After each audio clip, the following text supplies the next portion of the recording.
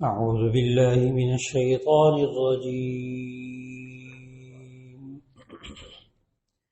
بسم الله الرحمن الرحيم.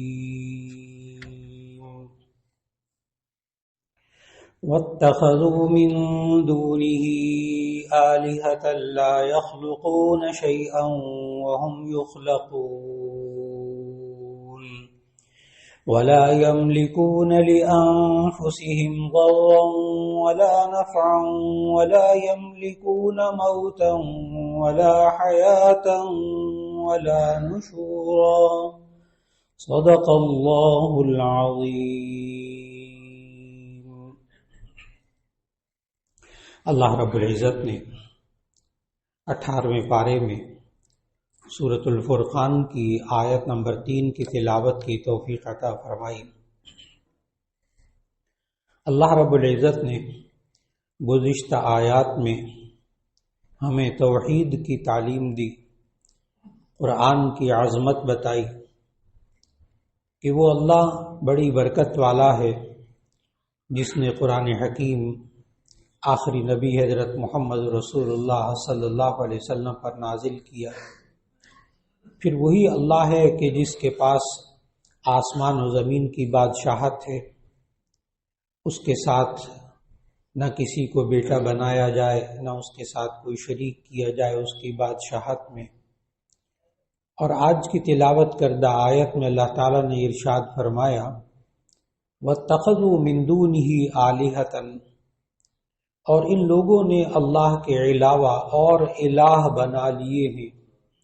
لا يخلقون شيئا، وہ کوئی بھی چیز نہیں تخلیق کرتے، کوئی بھی چیز پیدا نہیں کرتے. ولا هم يخلقون، اس حال میں کہ وہ خود بنائے گئے ہیں، خود پیدا کیے گئے ہیں، خود وہ مخلوق ہیں. ولا يملكون لانفسهم ضرا ولا نفعا، اور وہ اپنے آپ کے نہ نقصان کے مالک ہیں نہ نفع کے مالک ہیں. ولا يملكون موتا ولا حیاتا ولا نشورا، اور نہ وہ موت کے مالک ہیں نہ زندگی کے مالک ہیں. ولا نشورا، اور نہ دوبارہ زندہ کرنے کے مالک ہیں. اس آیت میں اللہ تعالیٰ نے مشرکین کے شرک کے بارے میں ظاہر کیا اور واضح طور پر بتایا کہ اللہ جو آسمان و زمین کا بادشاہ ہے، آسمان و زمین کا مالک ہے، اور اس کی بادشاہت میں کوئی شریک نہیں ہے. لیکن بعض لوگ شرک کرتے ہیں، اور شرک کی جو اقسام ہیں وہ اگر ذہن میں رکھ لی جائیں تو پھر اس سے معلوم ہوتا ہے کہ دنیا میں لوگ شرک میں کیوں مبتلا ہوتے ہیں. شرک یہ ضد ہے توحید کی. پہلے عقیدہ توحید کو اگر ذہن میں رکھ لیا جائے تو شرک بڑی آسانی سے سمجھ میں آ جاتا ہے. عقیدہ توحید کہتے ہیں اللہ کو اس کی ذات اور اس کی صفات کے اعتبار سے ایک ماننا. بہت آسان الفاظ.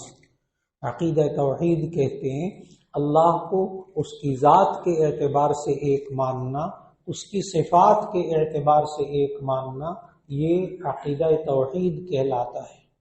لہذا اگر اللہ کی ذات میں کسی کو شریک کیا جائے تو وہاں عقیدہ توحید ختم ہو جاتا ہے، اسے شرک کہتے ہیں. یا اللہ کی صفات میں کسی کو شریک کیا جائے جیسا کہ وہ صفات اللہ کے اندر ہیں تو یہ شرک کہلاتا ہے. یہ انسان شرک کیوں کرتا ہے؟ اس وقت کرتا ہے جب یہ انسان اللہ کی ذات میں شریک کرتا ہے. جیسے وقالت الیہود عزیر ابن اللہ وقالت النصارى مسیح ابن اللہ، یہود نے کہا عزیر علیہ السلام اللہ کے بیٹے ہیں، تو اللہ کا جب بیٹا بنایا تو اللہ کی ذات میں شریک. اور وقالت النصارى مسیح ابن اللہ، اور نصارہ عیسائیوں نے کہا کہ عیسیٰ علیہ السلام اللہ کے بیٹے ہیں، تو انہوں نے اللہ کی ذات میں شرک کیا. اور صابئین کے جو ستارہ پرست ہوتے تھے لیکن اپنے عقیدہ توحید کا دعویٰ کرتے تھے کہ اللہ ایک ہے. یہ بہت عجیب بات ہے کہ مشرکین مکہ اللہ کو ایک مانتے تھے. بہت عجیب بات ہے. مشرکین مکہ اللہ کو ایک مانتے تھے، اللہ کو مانتے تھے۔ مشرکین مکہ اللہ کو مانتے تھے، اللہ کو ایک مانتے تھے، لیکن اس کی صفات میں شریک کرتے تھے۔ وہ جو انہوں نے 360 بت رکھے ہوئے تھے خانہ کعبہ کے ارد گرد، 360 بت، 360 کی تعداد کی وجہ بھی ذہن میں رکھیے گا۔ ہر دن کا الگ بت، ہر دن کا الگ بت۔ کوئی مشرک کسی بت کو اللہ نہیں کہتا تھا، کوئی مشرک کسی بت کو اللہ نہیں کہتا تھا، الہ کہتا تھا۔ الہ یہ معبود ہے۔ اللہ مشرکین مکہ بھی ایک مانتے تھے، صابئین جو تھے ستارہ پرست وہ بھی ایک مانتے تھے کہ اللہ ایک ہے۔ اور یہ جو بت ہیں یہ اللہ نہیں ہے، یہ الہ ہیں، معبود ہیں، یہ ہمارے دیوتا ہیں۔ ہم ان سے مانگتے ہیں، یہ اللہ سے مانگتے ہیں، اللہ ان کو دیتا ہے، یہ ہمیں دیتے ہیں۔ بس اتنی سی بات ہے، اتنی سی بات ہے۔ اور پھر اگر آپ دیکھیں تو ہمارے ہمسایہ ملک میں جو قدیم ترین مذہب ہے ہندو، تو ہندوؤں کی اپنی کتابوں میں جو ان کے دیوتاؤں کی تعداد لکھی ہے نا، وہ 23 کروڑ دیوتا ہے۔ 23 کروڑ دیوتا، ہر چیز کا الگ الگ دیوتا۔ یہاں تو 360 بنائے تھے نا انہوں نے، ہندوؤں نے جو اپنی کتابوں میں لکھا ہے نا وہ 23 کروڑ دیوتا۔ یعنی اگر دنیا بھر میں جتنے ہندو ہیں نا، اگر ان پہ دیوتاؤں کو تقسیم کر دیا جائے تو 1.5 دیوتا فی ہندو پڑتا ہے۔ اور وہ لوگ بھی ایک خدا مانتے ہیں، ہندو بھی، ایشور، ایشور ایک خدا، باقی دیوتا۔ اور مشرکین مکہ بھی یہ اللہ کو اللہ کہتے تھے۔ آپ جب احادیث پڑھیں نا، بخاری شریف کی حدیثیں پڑھیں تو آپ کو حیرت ہوگی کہ جو ابو جہل ہے نا، ابو جہل وہ جب قسم اٹھاتا تھا نا تو اللہ کی قسم اٹھاتا تھا، یہ نہیں کہ وہ اللہ کو نہیں مانتے تھے۔ ابو جہل کی قسمیں موجود ہیں بخاری شریف کی احادیث میں، وہ کوئی بات کرے اللہ کی قسم، واللہ اللہ کو مانتے تھے، لیکن کیا کرتے تھے؟ اللہ کی صفات میں شریک کرتے تھے۔ عزیر علیہ السلام کو اللہ کا بیٹا بنایا تو یہود نے اللہ کی ذات میں شرک کیا، اور عیسائیوں نے عیسیٰ علیہ السلام کو اللہ کا بیٹا بنایا تو اللہ کی ذات میں شرک کیا۔ اور اللہ کی ذات میں شریک کرتے کرتے وہ کہاں لے گئے؟ وقال الذین کفروا ان اللہ ثالث ثلاثہ، ان عیسائیوں نے کیا کہنا شروع کر دیا کہ اللہ 3 میں سے ایک ہے، یعنی 3 خداؤں کا اقرار کیا، 3 خداؤں کا اقرار کیا، 3 خدا بنا لیے انہوں نے، اللہ کی ذات میں شرک کیا۔ اور مشرکین مکہ کیا کرتے تھے؟ اللہ کی صفات میں شرک کرتے تھے۔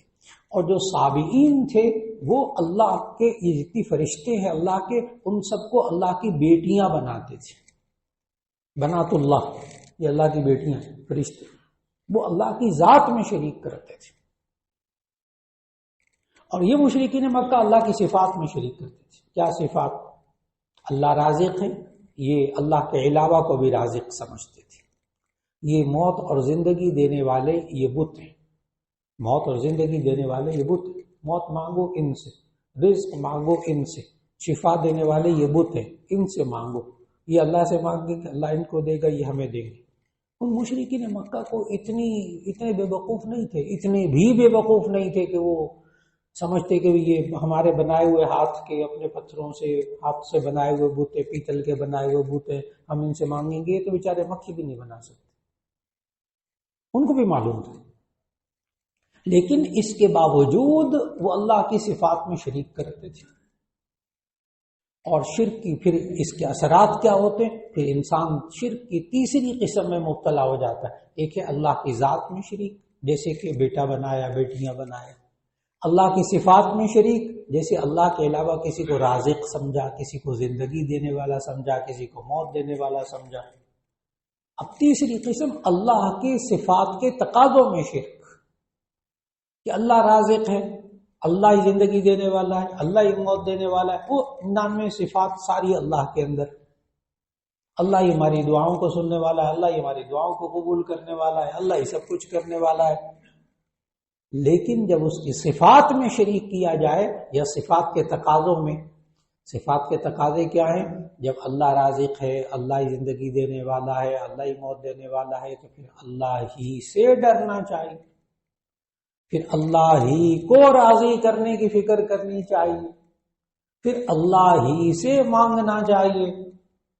یہ اب تیسری قسم. مسلمان عام طور پر اللہ کی ذات میں بھی شریک نہیں کرتا کسی کو، اللہ کی صفات میں بھی کسی کو شریک نہیں کرتا عام طور پر. سوائے بیچارے ناواقف لوگ، جاہل لوگ، وہ اللہ کے علاوہ کسی کو رازق سمجھیں، لیکن صفات کے تقاضوں میں شرک کرتے ہیں. اور وہ کیسے؟ اللہ کے علاوہ سے ڈرتے ہیں، اللہ سے نہیں ڈرتے. اللہ کے علاوہ کی بات مان کر چلتے، اللہ کی بات نہیں. کیونکہ بندہ جس کو الہ سمجھتا ہے نا، جس کو سب کچھ سمجھتا ہے انسان، پھر اسی سے ڈرتا ہے، اسی سے مانگتا ہے، اسی کو راضی کرنے کی فکر کرتا ہے. تینوں باتیں، اسی سے ڈرتا ہے، اسی کو راضی کرنے کی فکر کرتا ہے، اور اسی سے مانگتا ہے. اب وہ اگر کہہ دے کہ یہ چیز، یہ ٹیکس لگا دو، وہ کہتے ٹھیک ہے بالکل ٹھیک، اور یہ کر دو بالکل ٹھیک، اور یہ کر دو بالکل ٹھیک. پتہ ہے ہم نے ان کی ہر بات ماننی ہے، اگر ہم نے نہ مانی نا تو وہ ہمیں رزق دینا بند کر دیں. جملے کہتے ہمیں وہ رزق بند کر دیں گے، ہمارا کھانا پینا بند کر دیں گے. اچھا، ان کی بات مان کے چلنی پڑے گی. نام بھی سب کو آپ کو معلوم ہے، نام لینے کی بھی ضرورت نہیں ہے. ان کی بات ماننے کی فکر، ان کو راضی کرنا ہے. ان میں پڑھے پڑھے لکھے لوگ، اتنے قابل لوگ، ان کو راضی کر لو. اگر یہ راضی ہوں گے تو بس پھر یہ ہمارے ہاں سب ڈالروں کی بارش ہوگی اور پیسوں کی بارش ہوگی اور سب کچھ، ساری نعمتیں ملیں گی. اور دیکھو اگر یہ ناراض ہو گئے نا بس. تو اس کی پہچان پتہ کیا ہے؟ پہچان کیا ہے؟ کہ اللہ سے نہیں ڈرتے، اللہ کے علاوہ سے ڈرتے. اس کی پہچان کیا ہے؟ اللہ نے کہا کہ دیکھو سود نہ کھاؤ، اللہ نے کہا سود حرام، اس کو یہ حرام نہیں کرتے.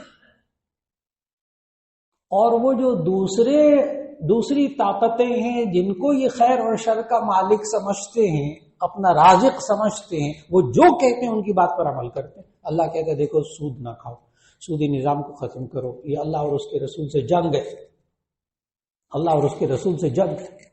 حرب بین اللہ و رسول، حرب من اللہ و رسول. وہاں نہیں ڈرتے. معلوم کیا ہوا؟ اللہ سے نہیں ڈرتے، اللہ کے علاوہ ہر ایک سے ڈرتے.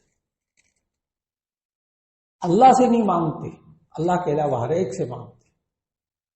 اللہ کو خوش کرنے کی فکر نہیں کرتے، اللہ کے علاوہ ہر ایک کو خوش کرنے کی فکر کرتے. آج یہ بس اوقات انسان کا مزاج بن جاتا ہے. لیکن یہاں عرض کر دوں، شرک اتنا آسان بھی نہیں ہے، اتنا ہلکا بھی اس کو نہیں لینا چاہیے. بعض لوگ نا بڑے وہ اس میں نرم لہجے میں پڑ جاتے ہیں اور اس سے غلط فہمی میں پڑ جاتے ہیں. اگر آپ کوئی بچہ اپنی ماں سے کھانا مانگے، ماں کھانا دے دو، تو کیا یہ شرک ہو جائے گا؟ نہیں، ابھی نہیں ہوا، ابھی نہیں ہوا. کوئی اپنے والد سے کہے مجھے پیسے دے دے، ابھی شرک نہیں ہوا. انہیں مانگا ہے، ابھی شرک نہیں ہوا. آپ میری بات سن رہے ہیں نا سب حضرات، ماشاءاللہ، اللہ بھی سن رہا ہے، ابھی شرک نہیں ہوا.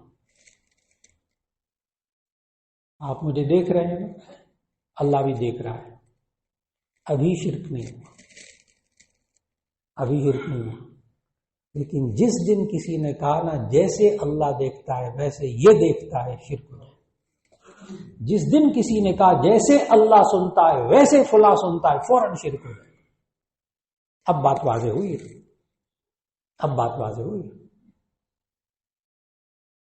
شرک کے لیے بہت گہرائی میں جانا پڑے گا، اور بڑا آسان ہے سمجھنا، بڑا آسان ہے سمجھنا. اللہ کی ذات میں کسی کو شریک کرنا، جیسے اللہ کا بیٹا بنایا، بیٹیاں بنایا. اللہ کی صفات میں شریک کرنا، اسی کو رازق سمجھنا، اللہ کے علاوہ کسی کو رازق سمجھنا، کسی کو زندگی موت دینے والا سمجھنا. اور یہ انسان جب اس کے اندر عقیدہ توحید مضبوط نہیں ہوتا تو پھر اس وقت پتہ ہے اس کا بیان کیا ہوتا ہے. مثال کے طور پر وہ بیمار ہوتا ہے نا، یہ بندہ بیمار ہوا، دل کی تکلیف ہو گئی، آپریشن ہوا، تو کہتے ہیں سنا ہے آپ کی طبیعت خراب ہو گئی تھی، بہت بیمار ہو گئے تھے. ہاں میں بیمار ہو گیا تھا، وہ ہارٹ اٹیک ہو گیا تھا بہت شدید قسم کا، پھر وہ میرا بائی پاس ہوا، اور وہ ڈاکٹر کمال کا تھا، وہ پیسہ بھی پھر میں وہ فلاں ہسپتال میں، وہ ڈاکٹر بھی بڑا کمال کا، اور پھر دوائیاں نہیں یہاں پاکستان میں مل رہی تھیں، میں نے باہر سے دوائیاں منگوائی، دوائیاں بہت شاندار آ گئی، اور پھر میرا آپریشن ہوا، بالکل میں ٹھیک ہو گیا. آپ نے پوری اسٹیٹمنٹ میں غور کیا؟ ایک دفعہ اللہ کا نام نہیں لیا، ایک دفعہ اللہ کا نام لیا. ڈاکٹر بہت اچھا، دوائیاں بہت اچھی، میرے پاس پیسہ اس لیے میں نے سب کچھ کر لیا، ہسپتال بہت شاندار، باہر سے دوائیاں میں نے منگوا لی، میں سب کچھ کر سکتا ہوں. اور پتہ ہے یہ پھر بعد میں کہتا ہے، منہ سے کہتا ہے پیسہ ہوتا ہے تو سب کچھ ہوتا ہے. یہ مسلمان ہے، کہتا ہے پیسہ ہوگا تو سب کچھ ہوگا نا، پیسہ نہیں ہوگا تو کچھ نہیں ہو سکتا. ہاں اتنا ایمان ہے اس کا پیسے کے اوپر، اس نے پیسے کو خدا بنایا ہوا، اس نے پیسے کو الہ بنایا ہوا. ہاں اللہ نہیں کرتا، پیسہ کرتا ہے، اللہ نہیں کرتا، پیسہ کرتا ہے.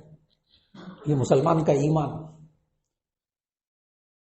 آج وقت کا تقاضا کیا، یہ بھی تو کہہ سکتا تھا، یہ بھی تو بیان دے سکتا تھا کہ بیمار ہوا کہ بس سنت ہے کہ آپ بیمار تھے، آگے سے کیا کہتے ہیں تو بس اللہ کی طرف سے بیماری آ گئی تھی، اور اللہ نے ساری نعمتیں دی ہوئی ہیں، اللہ کے دیا ہوا پیسہ ہے، ڈاکٹر بھی اچھا مل گیا، اللہ نے اس کے ہاتھ میں بڑی شفا رکھی تھی، پھر اللہ نے وسائل دیے، یہاں دوائیاں نہیں ملتی تھی، باہر سے دوائیاں آ گئی، باہر اللہ نے ایسے ایسے اچھے دوست میرے بنائے ہوئے ہیں، سب نے دوائیاں وغیرہ مل دی، سب نے تعاون کیا، سب لوگوں نے الحمدللہ، اللہ تعالیٰ سب کو جزائے خیر دے، اللہ نے شفا دے دی مجھے. یا کہا وہی سب کچھ، لیکن درمیان میں اللہ ہے، درمیان میں اللہ ہے. کاش کہ آج انسان اللہ کی ذات میں شریک تو نہیں کر رہا، یہ مسلمان اللہ کی صفات میں کبھی کبھی شریک کرتا ہے، رازق کسی اور کو سمجھ لیتا ہے، زندگی موت دینے والا کسی اور کو سمجھ لیتا ہے. آج کی آیتوں میں اللہ نے آیت میں بتایا وَاتَّخَذُوا مِن دُونِهِ آلِهَةً، اور یہ اللہ کے علاوہ الہ بنا لیتے ہیں، حالانکہ لا يخلقون شیئا، وہ کچھ نہیں پیدا کر سکتے، وہم یخلقون، اس حال میں کہ وہ خود ہی پیدا، خود ہی مخلوق ہوتے، ان کو خود بنایا جاتا ہے. ولا يملكون لانفسهم ضرا ولا نفعا، اور یہ اپنے آپ میں نہ نفع کے مالک ہوتے نہ نقصان کے مالک ہوتے. کاش کہ انسان کا، مسلمان کا ایک یقین بن جائے کہ نفع دینے والا اللہ، نقصان دینے والا اللہ، نفع دینے والا اللہ، نقصان دینے والا اللہ. ولا يملكون موتا ولا حیاتا ولا نشورا، اللہ کہتا ہے کہ یہ جو جن کو انہوں نے خدا بنایا ہوا ہے نا، یہ نہ زندگی کے مالک ہیں، نہ زندگی دے سکتے ہیں، ولا موتن، اور نہ موت دے سکتے، نہ موت کے مالک ہیں، ولا نشورا، اور مرنے کے بعد دوبارہ زندہ کرنا یہ بھی ان کے بس میں نہیں. تو پھر اس سے ڈرنا چاہیے جو زندگی کا بھی مالک ہے، موت کا بھی مالک ہے، اسی کو راضی کرنے کی فکر کرنی چاہیے. اللہ رب العزت ہم آج امت مسلمہ میں مسلمانوں کو وہ پختہ ایمان نصیب کر دے، پختہ ایمان نصیب کر دے کہ رزق دینے والا اللہ ہے، اور پھر اللہ ہی کو راضی کرنے کی فکر کرے، اور پھر اللہ ہی سے ڈرے. مخلوق کا ڈر اللہ تعالیٰ مسلمانوں کے دل سے نکال دے، اور اللہ کا خوف مسلمانوں کے دل میں اللہ تعالیٰ پیدا فرما دے. یہی وہ قوت ہے کہ جس سے انسان، عقیدہ توحید کی وہ قوت ہے کہ جس کے ذریعے انسان سر اٹھا کر چل سکتا ہے. یہی وہ قوت ہے جس کے ذریعے انسان مایوسی سے نکل سکتا ہے. انسان جب بھی انسانوں سے توقع رکھے گا یہ مایوس ہوگا، انسان جب بھی انسانوں سے توقع رکھے گا مایوس ہوگا، اور جب اللہ سے توقع رکھے گا تو لا تقنطوا من رحمت اللہ، اللہ کی رحمت سے مایوس مت ہونا. اللہ اسباب کا محتاج نہیں ہے، اللہ قادر مطلق ہے. اللہ ہمیں وہ ایمانی قوت عطا فرما دے جس کے ذریعے مایوسی پھر پاس نہیں آتی، جس کی وجہ سے انسان اپنے آپ کو کمزور نہیں محسوس کرتا، طاقتور محسوس کرتا ہے کہ اللہ ہمارے ساتھ ہے. وآخر دعوانا ان الحمد للہ رب العالمین. الحمد للہ رب العالمین. اللہم صل علی سیدنا و مولانا محمد وعلی آل سیدنا و مولانا محمد وبارک وسلم. ربنا آتنا فی الدنیا حسنۃ وفی الآخرۃ حسنۃ وقنا عذاب النار. یا اللہ ہمارے گناہوں کو معاف فرما، ہماری لغزشوں کوتاہیوں کو معاف فرما. یا اللہ یہ تو نے ساری نعمتیں عطا فرمائی ہیں، ان میں برکت عطا فرما دے۔ یا اللہ معاشرے پر رحمت نازل فرما دے، گھروں پہ رحمت نازل فرما دے، اس ملک پاکستان پہ رحمت نازل فرما دے۔ یا اللہ اس ملک کے اندر سے یا اللہ سب کے ایمان کو، ایک ایک کے ایمان کو پختہ بنا دے۔ یہ رازق بھی اللہ کو سمجھیں، اللہ ہی کو خوش کرنے کی فکر کریں، اللہ ہی سے ڈرنے والا ہم سب کو بنا دے۔ اور یا اللہ یہ خوف خدا ہمیں نصیب کر دے، خشیت الہی نصیب فرما دے۔ یا اللہ ہمیں گناہوں سے بچنے کی توفیق عطا فرما دے۔ ہر شخص کو دوسرے کی جان، مال، عزت و آبرو کا احترام کرنے والا بنا دے۔ یا اللہ جو بیمار ہیں سب کو شفائے کاملہ نصیب فرما، جو پریشان حال ہے ان کی پریشانیوں کو دور فرما۔ یا اللہ جو رزق کی تنگی میں مبتلا ہے ان کو کشادہ حلال رزق عطا فرما دے۔ یا اللہ ہر طرح کی بے سکونی کا خاتمہ فرما دے۔ اور یا اللہ ہم سب کو ایمانی قوت عطا فرما، ہر طرح کے شرک سے ہماری حفاظت فرما، ہم سب کی دعاؤں کو قبول فرما۔ وصلی اللہ تعالی علی خیر خلقہ محمد وآلہ واصحابہ اجمعین برحمتک یا ارحم الراحمین۔